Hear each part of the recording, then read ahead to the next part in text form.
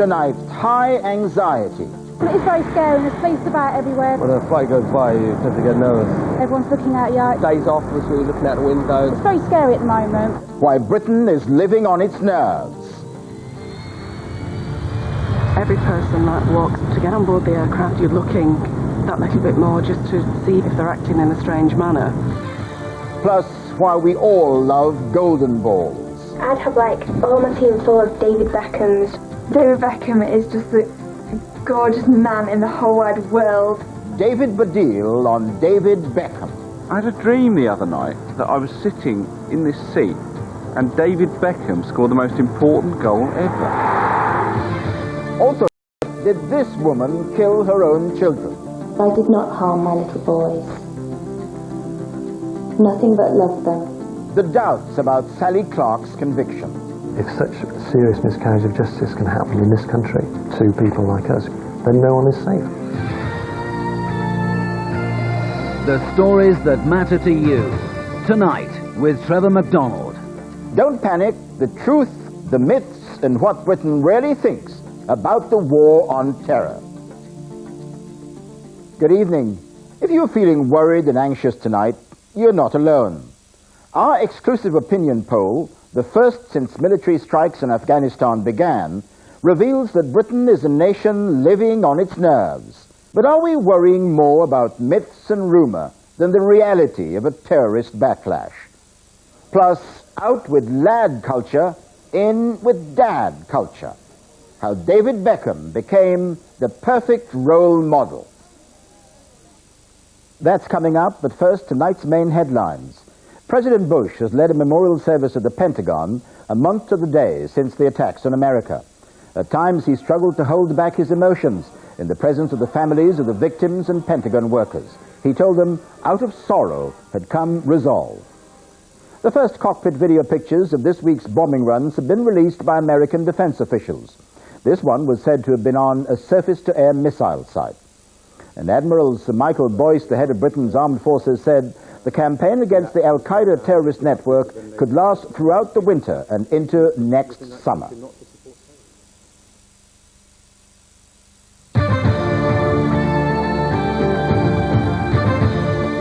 Tonight, what Britain really thinks about the war on terror, about Britain's part in it, and why most of us feel nervous and less safe than we did before the attacks on America exactly a month ago.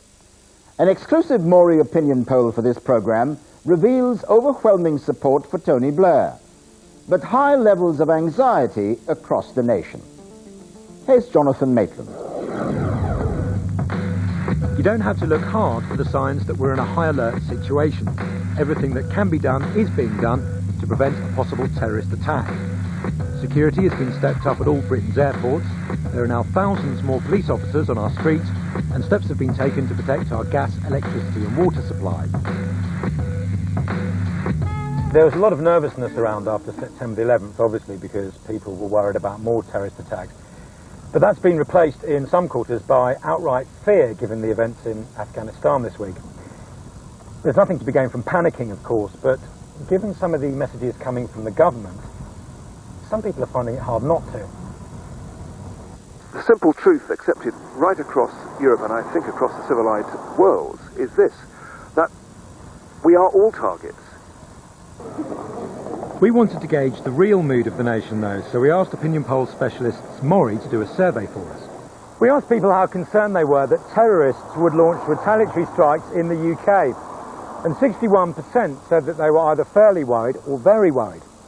But the most striking result of all was to do with germ warfare, because an even higher number, 63%, said that they were worried that terrorists would attack the UK using chemical or biological weapons. But then with images as chilling as these, it's not surprising. The FBI now say the anthrax outbreak in Florida isn't being linked to the events of September the 11th, although they do suspect foul play. But scenes like these, at a time like this, don't exactly soothe the nerves. In the most general sense, the public mood is obviously one of slight apprehension. Even the most mentally healthy person is going to feel slightly nervous about the possibility of chemical or biological warfare. Nobody seems to actually know how likely this is and what really would happen if it happened. So That's very unsettling for everyone because they know that there's probably more than is being told. And I think that's by far the most significant influence on the public mood. Canary Wharf, London. Not a place to be for those of a nervous disposition. This place is the nearest thing Britain has to the World Trade Centre. Not that the people who work around here need telling. It's very scary, and there's police about everywhere, there's security guards everywhere, everyone's looking out yard. It's very scary at the moment. Everybody's got it in the back of their mind, I mean, because nobody knew it was going to happen in New York, and nobody knows anything is going to happen here. It can happen anywhere else in the world as well. A little bit wary when it happened. We were the last couple days afterwards, we were looking out the window and stuff like that, but if it's going to happen, it's going to happen, isn't it? Well, I'm in the flight pathway for City Airport, so when a flight goes by, you tend to get nervous. And when you look out the building, you can see City Airport, and when you see the planes go off, it is a bit scary because you wonder if there's anything on them, but you just have to go with your day-to-day work. There's only actually one path, unless it was a helicopter, they could actually move such a big thing. So, yeah, you've got like buildings there, all around there, behind. There's only one actual sort of way, so that's where my office is, so that's why we were keeping a lookout. People who are working in places that clearly are high-risk targets of capitalism that bin Laden might wish to attack, like Canary Wharf or the Bank of England, well, obviously, those people are going to be the ones who are most anxious. I'm jumping up to worry about the idea of just going and spending the day at Canary Wharf. It's completely irrational, because it's extremely unlikely that anything like that's going to happen. But if you're a little bit jumpy anyway, it's going to make you even jumpier. But it's not just people working in tall buildings in the city who are worried. Osama bin Laden's warning this week of more hijacks will hopefully turn out to be an empty threat. But it's had an inevitable effect on people's attitude to flying. In our poll, 38% said they were now less willing to get on a plane than they were before September the 11th. I think I'd be very nervous if I was going to the States. Probably I would definitely not go to the States in the foreseeable future. Really? Yeah, that would definitely come into act for me. Because of things like that, the headlines saying we will hijack again. I wouldn't mind travelling elsewhere, but I definitely wouldn't travel to the States right now. Yeah, very much the same, yes, yeah. How are you going to be in the first few minutes of the flight? To be honest, I thought probably a bit nervous in terms of, I thought about watching, a number of people around, sort of looking around and thinking, were they a potential of a person, do you know what I mean? But all these sort of silly thoughts, but I think initially I'd be quite nervous, but also when we get into the flight I should be able to relax a bit. But how have recent events affected the most frequent flyers of all? I met Sandra and Steve, cabin staff with BMI British Midland. The first time I flew, I must admit, when we took off, it was a bit of a strange sensation, but within seconds it had gone. I was back to flying. I was concerned, definitely. However, I think as soon as you put your uniform on and as soon as you participate in the crew briefing, is because of all the training that we have and that we do have to undergo every 12 months. I think once you put your hat on and your uniform, then you think like a cabin crew, you don't think, what's going on in your personal life. The first transatlantic flight that I had to do, I can't say I really lost much sleep, but I was concerned beforehand because I think it's your family and friends as well are concerned about you. Are you sure you really want to go back to work? Why don't you do something else now? Did you ever contemplate a change of career after what happened? Yeah, of course. For a split second, and then, you just got to get yourself back on track. These people shouldn't be allowed to brainwash us into being terrified. What do you do now differently on board that you tended not to do before September the 11th? I think you tend to scrutinise people more. Every person that walks over the step to get on board the aircraft, you're looking that little bit more just to see if you can see anything a little bit more unusual about them. If they're acting in a strange manner, then you don't want those people to travel, because you want everybody on board to be as safe and sound as possible. I just wonder what the passengers are going to do now. I don't think they're just going to sit back and take it. I think they're going to want to join in and stop what's ever happening. I don't think they're just going to be taken for a ride to some remote airport. I think they're going to try and stop what's happening. So there's uncertainty and fear. Put them together and you get paranoia. And it's happening now, with millions worldwide receiving rather worrying emails. I got one myself actually this time last week, and the gist of it was that the sender knew somebody, a friend of a friend, who'd done a good turn to, quote, a foreign-looking bloke in a shop by lending them some money. And to return the favour, this bloke had said, "Don't go into central London on Saturday." The inference was that there was going to be a terrorist attack. And the person who sent me this email was very scared by it. But when we called the friend of the friend this was supposed to have happened to, it turned out it wasn't true. It was an urban myth. As someone once said, a lie can travel halfway around the world before the truth gets its boots on. And that was before the internet.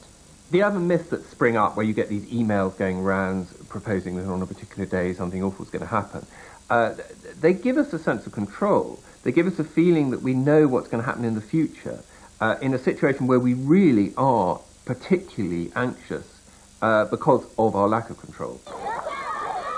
It's easy, though, to forget the impact that all of this is having on the most impressionable group of all.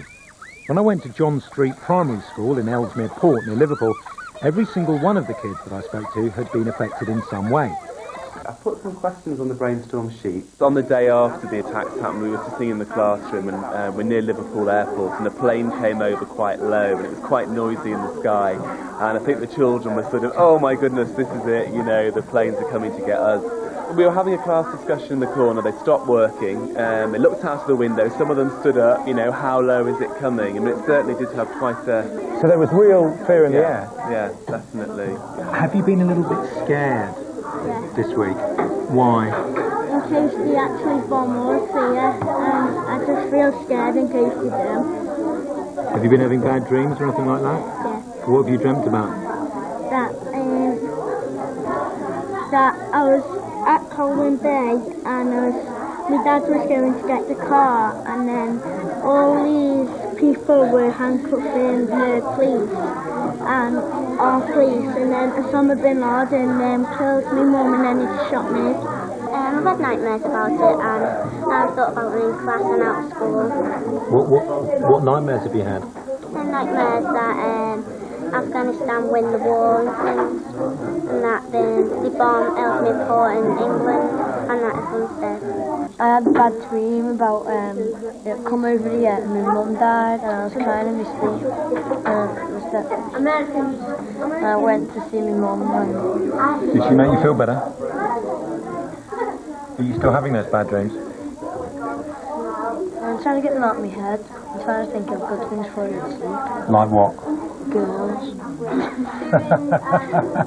Why did you have that dream, do you think? Because you'd been seeing it on the telly or what? Yeah, because I've been seeing it on the telly. I just felt dead scared. Are you still scared now because of what's happened this week with, you know, the bombs dropping and stuff? Yeah, because I've heard a lot of people saying that it's going to be turning into World War III. Yeah, that's what I'm worried about. Well, what do you worry might happen to you then over here? You what? I was hoping to die in anytime.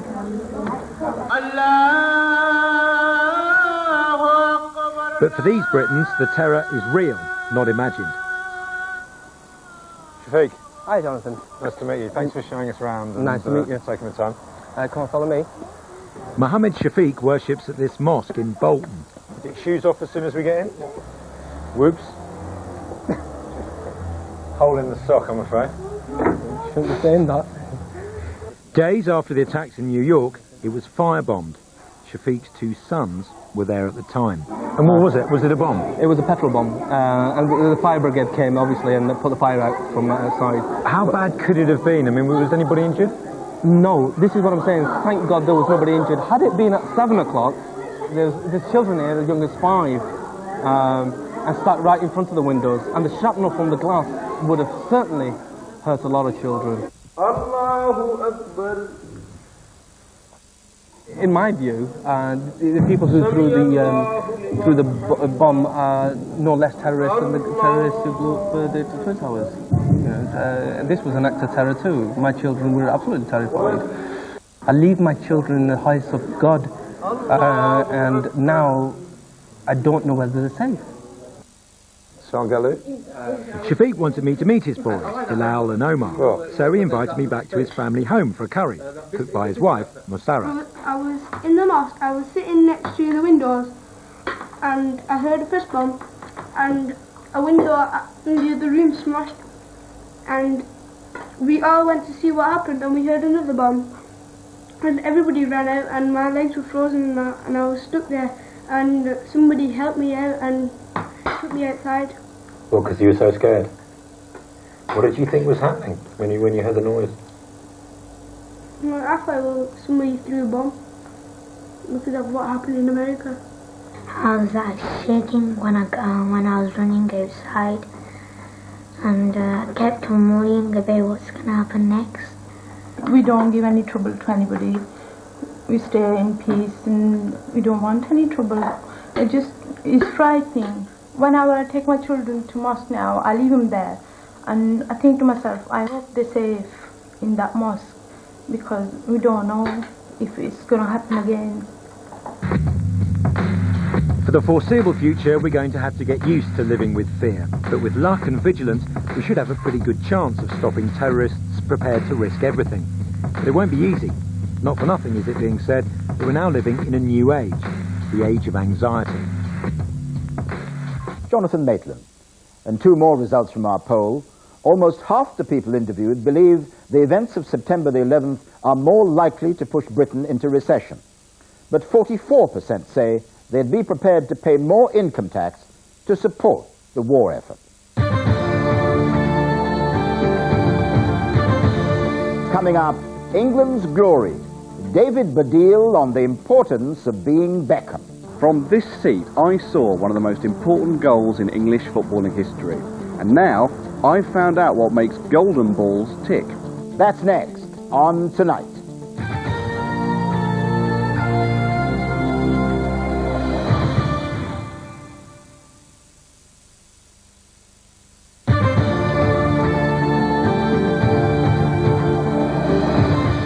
Welcome back.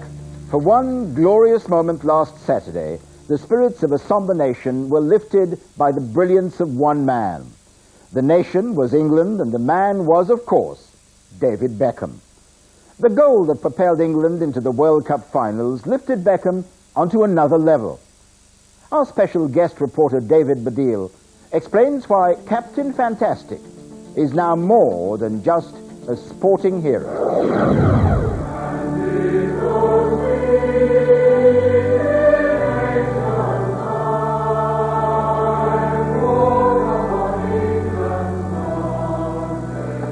Sometimes I dream about football, and stuff happens in these dreams which never happens in real life.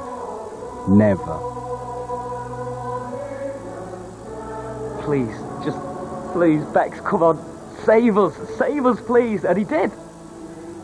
I'm looking at my watch, you know, and I'm saying, it's 93 minutes, nearly 94 minutes, and then he took that goal, and it was as if it took a lifetime.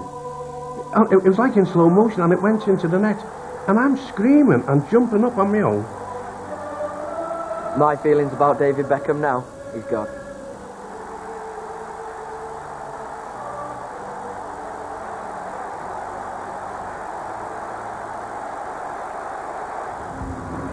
Last Saturday at 4:49 p.m, I was sitting here, right here in this so-called theatre of dreams, when I turned to Frank Skinner, who was sitting here, and said, as David Beckham lined up his free kick, I can't even begin to imagine the possibility that he might score. Because to admit that hope at that stage after such a desperate match seemed just to be mad, masochistic, an invitation to disappointment. And then David Beckham proved that once in a lifetime, reality doesn't have to contradict what happens in your dreams. Before last Saturday, David Beckham, footballer, celebrity, fashion icon, parental role model, was pretty famous already. Now he's basically the living, beating heart of England. The thing about Beckham is that these islands have always produced genius footballers, Best, Gazza, whoever, but they've always been mavericks. You can't rely on them. With Beckham, you can. He's a kind of solid, dependable genius.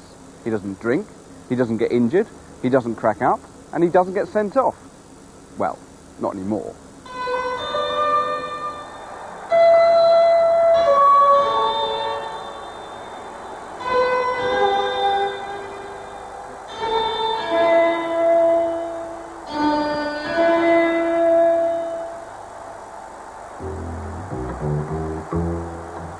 England versus Argentina, the World Cup 1998, the quarter-finals.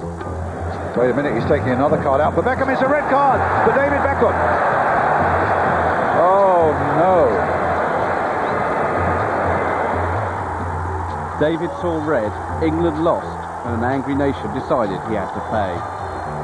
I watched this on TV, and I was devastated, but I still didn't realise the amount of stick he would get. It was absolutely went out of control. You know, everybody wanted to string him up. The media needed a scapegoat. We do go in for scapegoats in this country.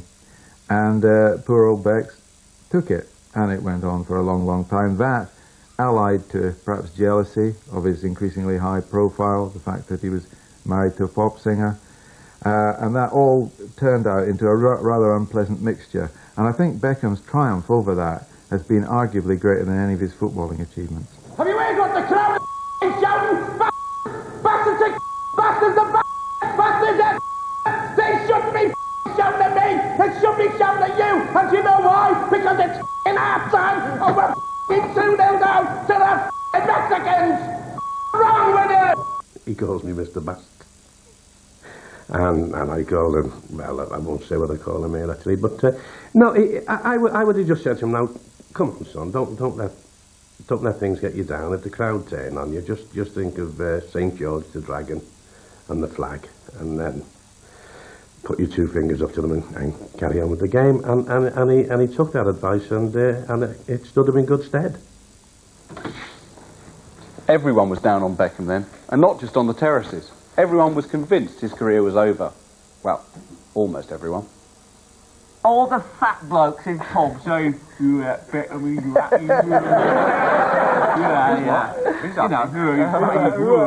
what about when he did this against Colombia? When he did that? You've forgotten that. And Glenn Hoddle wasn't even picking. I think Beckham is a brilliant player and he's our future. Yeah. And we were right, because as Terry Venables, quoting Nietzsche, said after our exit from Euro 96, whatever doesn't kill you makes you stronger. I'm not sure that's always true. What about if you lose an arm? But nonetheless, without doubt, David Beckham emerged from his trial by fire a stronger man. Battling through the wall of abuse, something remarkable happened. Beckham's game got better. And as his game got better, so did his relations with the media. When you can get down and think, oh God, why don't people understand me? Why are they saying this? Why are they saying that? What better person to look at than my own husband to see how somebody can turn all that around? I mean, David is, I call him golden balls, you know, now, because, I mean, you know, because now... golden balls, Beckham, eh? It's a good one, that one, isn't it? That's going to be... I know, that's one of those things I shouldn't have said, but... I've seen him transform from, you know, a slightly geeky teenager to a guy who basically looks like a model. And I think that's down to her, really. He's had the PR training. He's gone from somebody who was basically thought of as thick to somebody who is thought of as maybe the shy, silent type now. The PR masters behind the scenes have worked their wonders. And we now consider him to be, you know, the thinking woman's totty. He's dumb.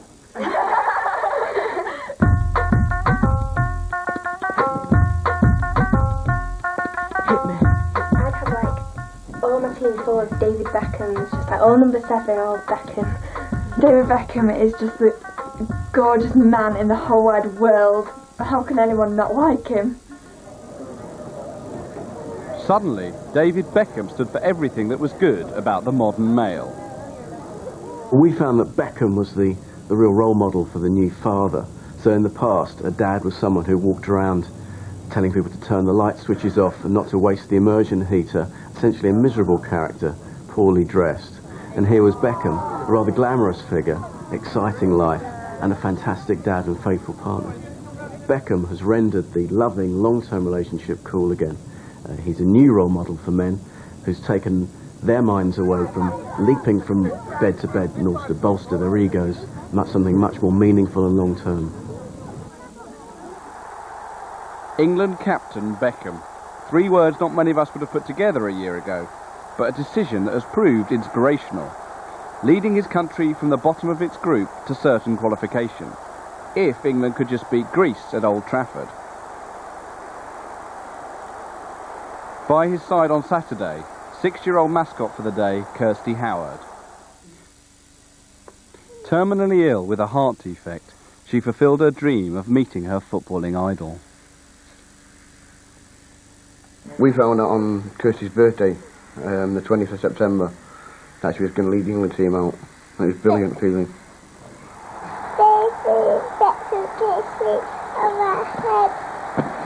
David is my favourite.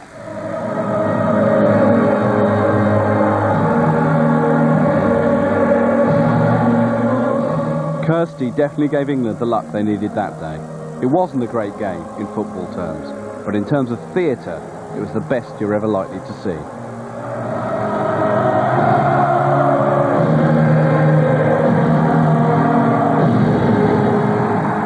Imagine how it must have felt on the pitch. England losing 2-1 with less than 2 minutes to go. The Germany match was over. They'd drawn 0-0 with Finland. They were celebrating. They thought they were through. Imagine the pressure on Beckham when he steps up to take this free kick. He's taken 5 already and not scored. Teddy Sheringham comes up and offers to take it for him. But he says, "No, Teddy, no." Can you believe it? The foul for which the free kick was given that led to Beckham scoring wasn't a foul. As I was saying, Beckham decides to take it. It's 30 yards out. He lines up the kick and then...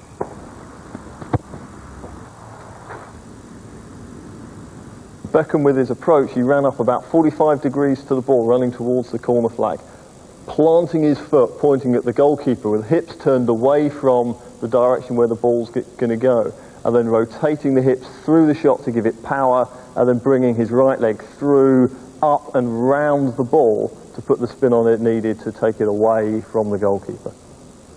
From here, because the ball's spinning, we can see it then starts to deviate. This isn't a deflection off the ball, this is the ball spinning and the forces from the air acting on the ball, causing it to move.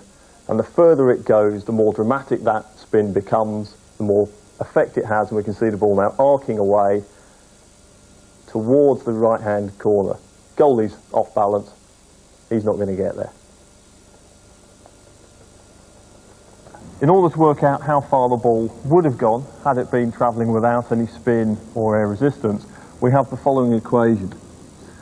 V squared over 2g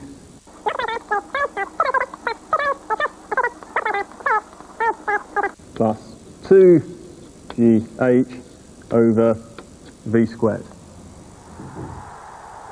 And then once he's hit the ball, Beckham also feels the effects of spin, reels away in one direction, then turns in the other, leaps 3 or 4 feet in the air, lovely two-footed landing, lots of impact force, great performance. That goal is probably the most priceless in English footballing history. Not only has it booked England's passage to the next World Cup, it has guaranteed the game in this country a staggering cash windfall. I think that one moment of magic was worth between 50 and 100 million pounds commercially to the game of football. It was an unbelievable moment, and it's just opened all the doors for advertisers and sponsors to start building campaigns around the next 9 months in the build-up to the World Cup. Beckham's got everything. Not only is he a great player, he's captain of England, he's a great ambassador for the game, he's a celebrity superstar, he's fashionable, you know, he's an ad man's dream, and sponsors and advertisers will be queuing up to associate themselves with him. Beckham strikes. The next milestone is the World Cup itself in the Far East, and the way Beckham's career is going at the moment, I personally wouldn't be at all surprised if he's holding up that gold trophy next summer. Since that goal, a couple of pundits have mentioned the phrase, best player in the world. I thought for a long time that Beckham needed to do a bit more. Run with the ball more, tackle back a bit more, head it a bit more. But on Saturday, and actually throughout the latter half of the campaign, he did all that. And now I wonder if in time the list will run Pelé, Maradona, Cruyff, Zidane, Beckham. We'll have to wait for Tokyo, but I wouldn't bet against it. Just as now, I wouldn't bet against last-minute free kicks in crucial England games actually going in the net.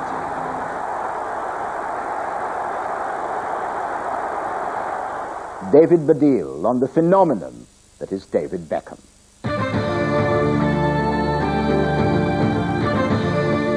Coming up, in jail for murdering her 2 babies. But is Sally Clark the victim of a terrible miscarriage of justice? I did not harm my little boys. Nothing but love them. That's next on Tonight.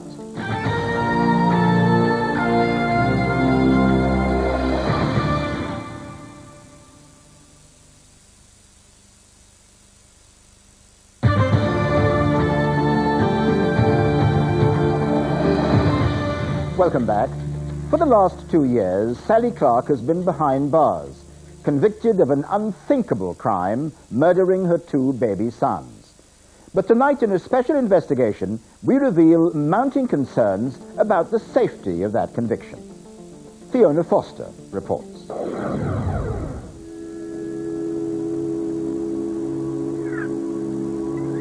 Handcuffed and head bowed, Sally Clark is led away to begin 2 life sentences for murder. But there are growing doubts about the safety of that conviction. Tonight we speak to her family and some of the key witnesses in the case and examine evidence that suggests Sally Clark might be innocent. I now suffer the minute-by-minute torture of life imprisonment, knowing, as I accept only I could know, that I did not harm my little boys. Nothing but love them. Her family and supporters have fought tirelessly to get Sally out of jail. For her father, Frank, it's inconceivable that his daughter's guilty. To accuse her of murder, her own children, she'd have to be a monster to do that. And anyone who knows Sally is no monster. This is the story of her family's fight to free Sally Clark. She's not a murderer, they claim, but a dutiful daughter, a loving wife, and above all, a devoted mother. Today, we received a letter from Sally Clark in prison. In it, she proclaims her innocence. She writes, "I did not murder my babies. I loved them more than you can ever know. Nobody who has not suffered that terrible, inconsolable tragedy can know what it's like. It will haunt me forever." Sally was born in Wiltshire, the only child of Jean, a hairdresser, and Frank Lockyer, a senior policeman. She met solicitor Steve Clark through work, and they married in 1990. The 2 young professionals knew that one day they'd want to start a family. Steve stands by his wife. However, as he rebuilds his life, he prefers to work quietly behind the scenes and doesn't want to appear on camera. Give me a bit of a picture of you and Sally before Christopher was born. We were hard-working professionals. We came from very ordinary backgrounds. We both had to work very, very hard to get to where we were. We were getting a bit tired of London. We were living in a small 1-bedroom flat, and we wanted to have a nicer house with a garden so we could think about starting a family. So we moved out of London to Manchester for that very reason. We both got very good jobs. We were able to afford the mortgage on the house that we'd always wanted, that would have been ideal for children. And then we started trying. Life was pretty good at that point. Just after a year in their new home, Sally became pregnant with their first child. For Sally's dad, Frank, now retired after a career of more than 30 years in the police, it meant being a grandfather for the first time. How did Sally view the prospect of motherhood? Well, with great excitement, of course. I mean, she'd been wanting to have children for some time, only because, for no better reason, that the girly reason, that her friends were having children, and she was getting a bit broody, as she described it. In September 1996, she gave birth to Christopher. She was delighted, and according to her family and friends, everything was perfectly normal. Karen Vernon was Sally's community midwife. She's been in the job for more than 20 years. She often dropped in unannounced to the Clark's home and never found anything out of the ordinary. She is convinced of Sally's innocence and agreed to talk for the first time to Tonight. There was nothing that ever caused me any concern, and I've thought about it many times. if there had been any cause for concern, I would have alerted another health professional, either one of my colleagues or the GP or the health visitor, but I felt there was nothing to be concerned about. But then, one evening in December 1996, Steve went to his firm's Christmas dinner, leaving Sally here at home alone with 11-week-old Christopher. After feeding him, she went downstairs to the kitchen and claims when she returned, he was grey and lifeless. She dialed 999. And I got a call later on that evening at the restaurant from Macclesfield Hospital telling me to get there as quickly as I could because my wife needed me. They wouldn't tell me why. And I drove there in a bit of a daze. I don't remember much about it. And when I got there, Sally was in floods of tears and inconsolable because she'd found Christopher in his Moses basket earlier on that evening. Despite frantic efforts to revive him, Christopher died. A post-mortem conducted by Dr. Alan Williams, a Home Office pathologist, found the baby had suffered a chest infection and had died of natural causes. It seemed to be a cot death. How did Sally react to Christopher's death? Like any mother would react. Why me? Why us? Totally distraught. It shattered their life. But they took advice from bereavement counsellors, and part of that advice was that it might not be a bad idea to go for another child fairly soon. In these tapes obtained by Tonight, Sally Clark told the police her story. Did you decide shortly after Christopher's death to have another child? Yes. Rightly or wrongly, we thought that it was part of the healing process. In actual fact, it was when I became pregnant with Harry that I actually began to grieve more for Christopher. So I felt quite confident, during the pregnancy and everything else, and I felt it was right for us, Both yourself and Stephen wanted another child. Oh, certainly. Yes. Less than 12 months later, in November 1997, Harry was born, 3 weeks premature, but again seemingly healthy. Family and friends were confident that a bright new chapter for the Clarks was just beginning. I spoke to Sally a number of times during the first weeks of Harry's life, and everything seemed to be going very well. The breastfeeding was going well. She seemed very happy and calm. She said that Harry was quite a spirited little baby, a little more noisy, I think, than Christopher. But they both seemed very, very happy and content. The Clarks took part in a scheme called Care of the Next Infant, or CONI, which is offered routinely to parents who've lost a child through cot death. They were given a special alarm for Harry, who had a full medical examination soon after he was born. It showed that although he had a small heart murmur, there was nothing to give undue concern. But then, one cold January night, events took another tragic turn. I went downstairs to make up a formula bottle for his midnight feed. I'd been downstairs 2 or 3 minutes at most when Sally screamed for me. I rushed upstairs as quickly as I could, and she'd found Harry in his bouncy chair, apparently not breathing. Do you then go to Harry? I go to Harry, Right. yes. I screech out to Steve. I was in a panic. I know Steve had tried the resuscitation because he kept saying to me he wasn't sure he was doing it right. It's so difficult to know how hard to press. Yeah. But it took me back to Christopher too much. When you heard the news that she'd lost a second child, what were your thoughts then? What went through your mind? Another phone call from Steve. I mean, these are things you never forget. Another phone call from Steve said, "You won't believe it, Frank, it's happened again. Harry's died." Well, I just collapsed in a heap, really. Once again, Home Office pathologist Dr. Alan Williams conducted the post-mortem. He concluded that Harry had been shaken on several occasions. He then re-examined Christopher's death and changed his original findings. Dr. Williams now said Christopher hadn't died from a chest infection, he'd been smothered. In a statement to the programme, Dr. Williams says he stands by his findings. He says, "My evidence, along with that given by all other witnesses for both the prosecution and defence, was open to rigorous scrutiny, cross-examination and challenge. I have nothing to add." Those findings led to Sally's arrest on suspicion of murder. You both just doted on him. I can't say anything else to you.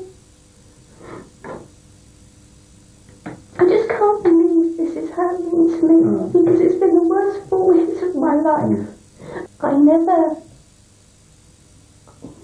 shook him. It was just so precious.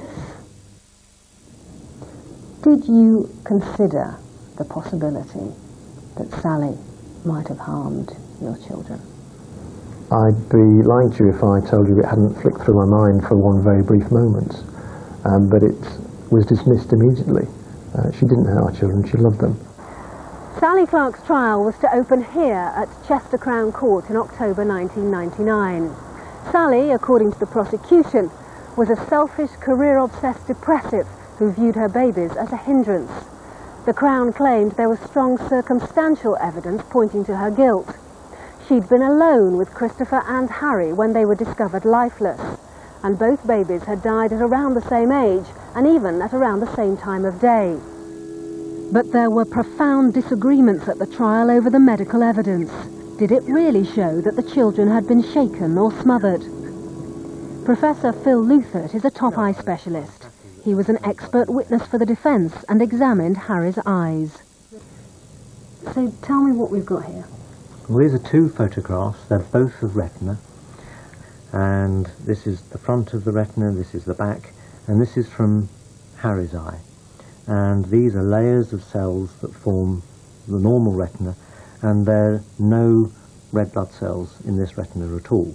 In contrast, this is a photograph from an eye from an infant that has been shaken, and these layers of cells are normal.